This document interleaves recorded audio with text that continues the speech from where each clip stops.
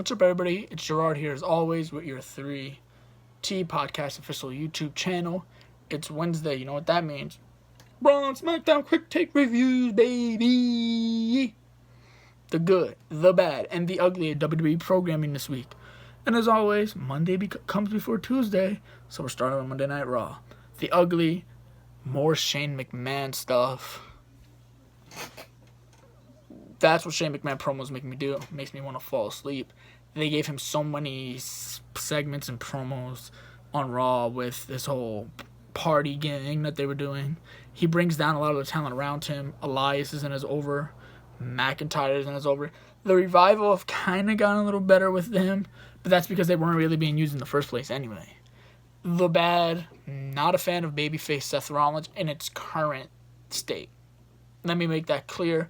I was a fan of his initial babyface run when he was going against Triple H and stuff like that.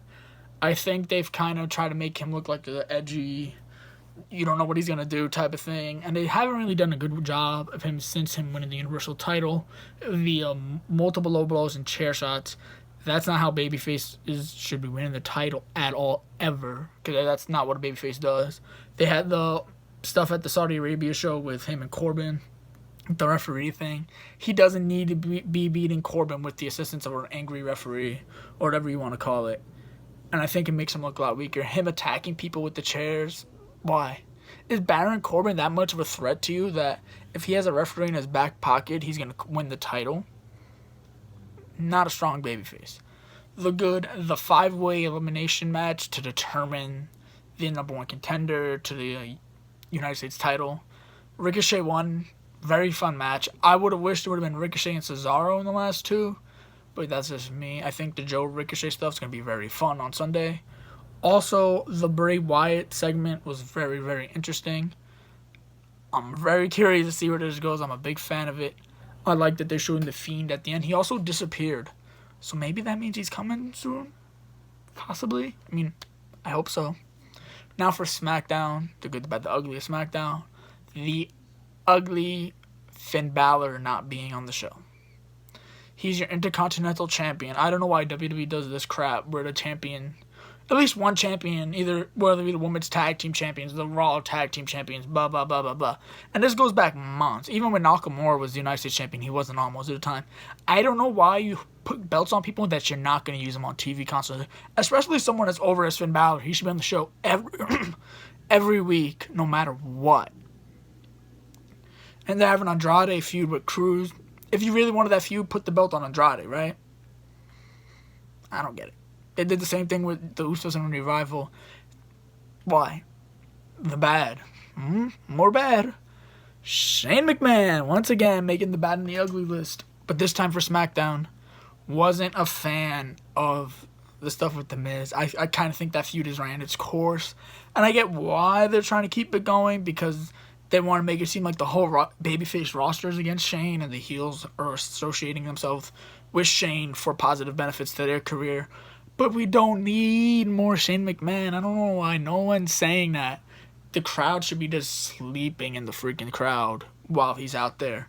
Boring chants. It doesn't really matter. Like I said, their endgame to this, and it's not going to be as good as Marvel's endgame, is that I believe that Shane McMahon's going to win the WWE title off Kofi Kingston at some point.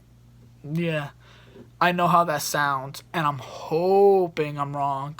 I'm usually not when they come to these kind of hunches I have about their product and the storylines going forward, but I hope I'm wrong. I really, really do. Now for the good, SmackDown has some very good stuff for this week. I liked the main event, which was Rollins and Kofi versus Kevin Owens and Sami. I thought it was pretty good. I think we've seen this match before, one of these past couple weeks on Raw, but it was still a very fun match. I love babyface champion Kofi, the exact opposite of babyface champion Seth Rollins. Also, we had Woods versus Ziggler. That was a very fun match. I love Xavier Woods as a talent. I think they should use him more in a singles act, especially when Big E was out. He could have at least fought Kevin Owens once on SmackDown. But it was a very fun match. Ziggler won.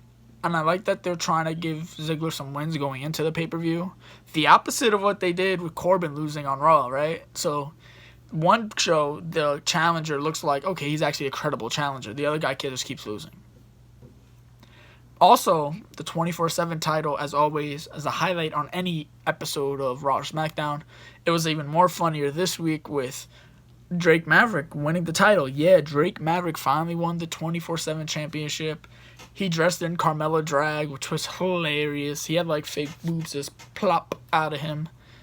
Not out of him, but out of his shirt. And then they had him drive off in the car. By the way, the referee opened the door and he said, "I'm R-Truth's Uber."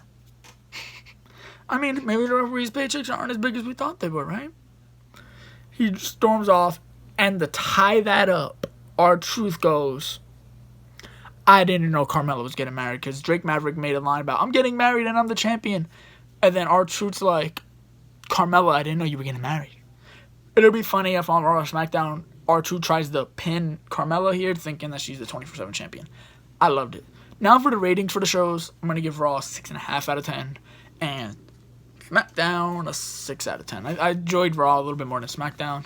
That's just me. I don't know. I just like that Fatal 5-Way and the Bray Wyatt thing more than some of the other stuff that was on. And that's it for our Raw and SmackDown quick take reviews. Before I get into our generic goodbyes and plugs, we're going to be posting a Dominion review. Yes, New Japan Dominion review sometime this weekend on this YouTube channel.